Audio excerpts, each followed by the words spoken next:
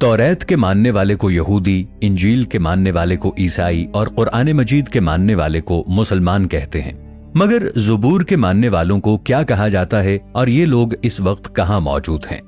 दोस्तों, हम मुसलमानों के अलावा गैर मुस्लिम भी इस बात से बखूबी वाकिफ हैं कि अल्लाह ताला ने मुख्तलिफ अदवार में और मुख्तलिफ औकात में बितरतीब 4 आसमानी किताबें तौरात, ज़बूर, इंजील और कुरान मजीद नाजिल की थीं। अगर इस्लाम के तारीखी एतबार से देखा जाए तो दोस्तों, हमें कहीं भी ज़बूर का जिक्र देखने को नहीं मिलेगा।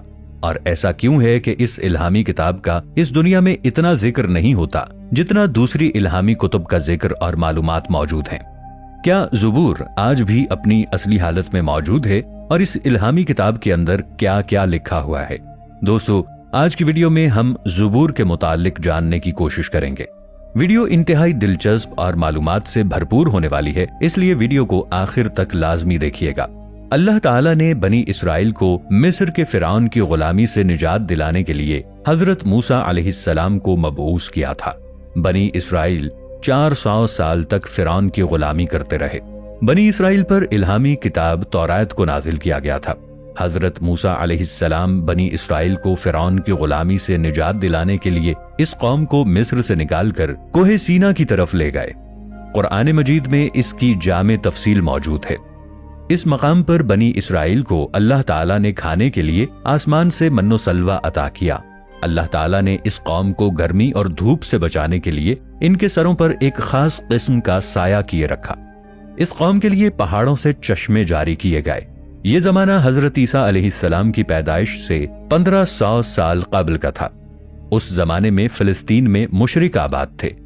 हजरत शमूएल अलैहिस्सलाम, जिन्होंने सबसे पहले फिलिस्तीन पर हुकूमत की थी और अल्लाह ताला के बरगुज़ीदा पैगंबर थे, जब वो बादशाही के काबिल न रहे तो उन्होंने अल्लाह के हुक्म से तालूत को फिलिस्तीन का दूसरा बादशाह मुकर्रर कर दिया। उन्होंने 1004 अज़ क़ब्ल मसीह से 1020 अज़ क़ब्ल मसीह तक फिलिस्तीन पर बादशाहत की और फिलिस्तीनी फौज से जबरदस्त मार्का आराई हुई। उस वक्त बनी इसराइल के पास ना ज्यादा मालो ज़र था और ना ही कोई फौजी कुव्वत थी। इसके बरक्स फिलिस्तीनी फौज काफी ताकतवर थी और उसने ये ऐलान कर दिया कि ए बनी इसराइल, अगर तुम में से कोई हमारे सबसे ज्यादा ताकतवर आदमी यानी जालूत को मैदान जंग में कत्ल कर दे या हरा दे तो जंग वहीं पर रोक दी जाएगी, यानी बगैर किसी लड़ाई के फिलिस्तीन बनी इसराइल के हवाले कर दिया जाएगा। तालूत अलैहिस्सलाम ने सरेआम ये ऐलान किया कि जो शख्स ऐसा कर दिखाएगा, मैं अपनी बेटी की शादी उस शख्स से करके उसे बनी इसराइल का बादशाह मुंतखब करूंगा। ये सब हजरत दाऊद अलैहिस्सलाम भी सुन रहे थे। उस जमाने में हजरत दाऊद अलैहिस्सलाम बकरियां चराया करते थे। अल्लाह के हुक्म से हजरत दाऊद अलैहिस्सलाम ने गोफन से पत्थर मारकर इस देवकामत को हलाक कर दिया। जालूत एक देवकद इंसान था। उसे मारना या हलाक करना काफी मुश्किल काम था। मुअर्रिख तबरी के नजदीक वो आदो सुमूद की कौम से ताल्लुक रखता था और उसने इसराइलियों को बहुत परेशान कर रखा था। हत्ता के तबर्रुकात और ताबूत सकीना भी बनी इसराइल से छीन कर ले गया। वादे के मुताबिक फिलिस्तीन बनी इसराइल के हवाले कर दिया जाता है और इस तरह ताबूत सकीना भी वापस आ गया। इस ताबूत में हजरत मूसा अलैहिस्सलाम और हजरत हारून अलैहिस्सलाम के तबर्रुकात मौजूद थे। हजरत तालूत अलैहिस्सलाम की वफात के बाद हजरत दाऊद अलैहिस्सलाम इस मुल्क के बादशाह मुकर्रर कर दिए गए। बनी इसराइल में इल्हामी किताब तौरात ही पढ़ी जाती थी। हजरत दाऊद अलैहिस्सलाम ने पहली मर्तबा बनी इसराइल के लिए एक इबादत गाह का एहतमाम किया। इस इबादत गाह से पहले यहूदियों में इबादत के लिए कोई खास जगह मुकर्रर नहीं थी। ताबूत सकीना को भी इसी जगह पर लाकर रखा गया। हैकल सुलेमानी हजरत दाऊद अलैहिस्सलाम के दौर में पाया तकमील तक नहीं पहुंच सका। हजरत दाऊद अलैहिस्सलाम के बेटे और हजरत सुलेमान अलैहिस्सलाम ने हैकल सुलेमानी की तकमील का काम किया। हजरत सुलेमान अलैहिस्सलाम के दौर में तामीर मुकम्मल होने की वजह से इसको हैकल सुलेमानी भी कहा जाता है। ताबूत सकीना उस इमारत में अहले बाबिल के हमले तक महफूज रहा। बाज तारीखदानों का कहना है कि अहले बाबिल इसे अपने साथ ले गए, जबकि एक राय ये भी है कि इसे आसमानों पर उठा लिया गया। इस वाक़ये के बाद बनी इसराइल ने हैकल सुलेमानी को दोबारा तामीर किया। बाद में रूमियों ने हमला किया और इसे एक बार फिर निशाना बनाया। उन्होंने इसकी जगह एक कलीसा की तामीर की। جب حضرت عمر رضی اللہ تعالی عنہ نے اس سرزمین کو فتح کیا تو رومیوں کے کلیسا سے کچھ فاصلے پر دعا فرمائی جہاں پر مسجد اقصی کی تعمیر کی گئی۔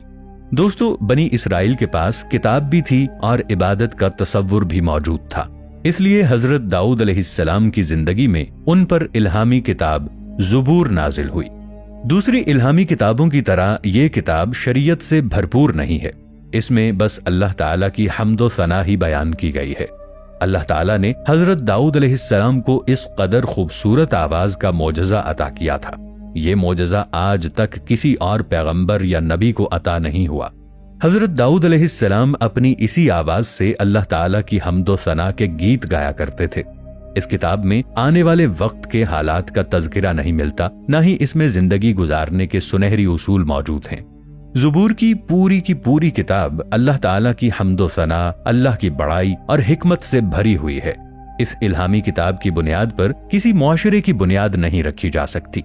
اس کتاب کے نازل ہونے کے بعد بنی اسرائیل کو باقاعدہ اللہ تعالیٰ کی حمد و ثنا کا طریقہ سکھایا گیا۔ حضرت داؤد علیہ السلام جب اپنی آواز میں زبور میں موجود اللہ کی حمد و ثنا گیت کی صورت میں گایا کرتے تو چرند پرند ہر چیز تھم سی جاتی تھی۔ حضرت داؤد علیہ السلام کی آواز اور کلام میں اتنا سوز تھا کہ لوگوں کو دنیا میں ہی کوئی جنت سے آتی ہوئی آواز معلوم ہوتی۔ بعض قرآنی آیات کے مطابق حضرت داؤد علیہ السلام زبور کی وجہ سے بعض دیگر انبیاء پر برتری رکھتے ہیں۔ احادیث کے مطابق زبور میں حضرت محمد مصطفیٰ صلی اللہ تعالی علیہ وآلہ وسلم کا ذکر ہوا ہے۔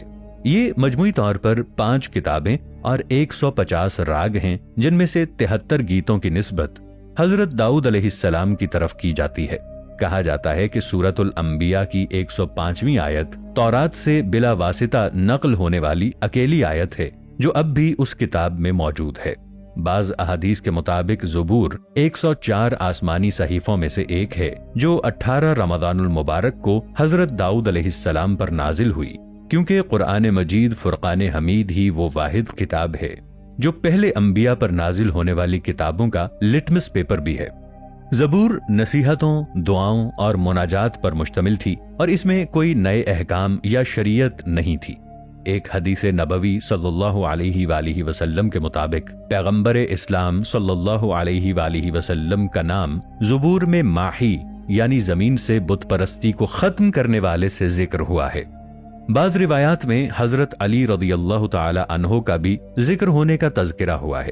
ایک حدیث میں ذکر ہے کہ اللہ تعالی نے اپنے پیغمبر محمد مصطفیٰ صلی اللہ تعالی علیہ وآلہ وسلم کو زبور کے بدلے دہرائے جانے والا سورہ دے دیا۔ صحیفہ سجادیہ کو بھی خوبصورت دعاؤں اور مناجات پر مشتمل ہونے کی وجہ سے زبور آل محمد کا نام دیا گیا ہے۔ بعض محققین کے مطابق قرآن اور مزامیر میں کچھ مماثلت اور مشابہت پائی جاتی ہے، جیسے بعض مثالیں دونوں میں ایک جیسی ہیں اور بعض حروف بھی دونوں میں ایک سے ہیں، جن کا ایک ہی مطلب نکلتا ہے۔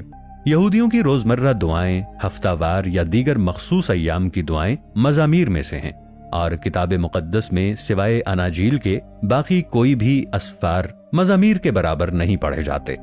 آج بھی بنی اسرائیل ہیکل سلیمانی کے اندر زبور کے کلام کو دہراتے ہیں۔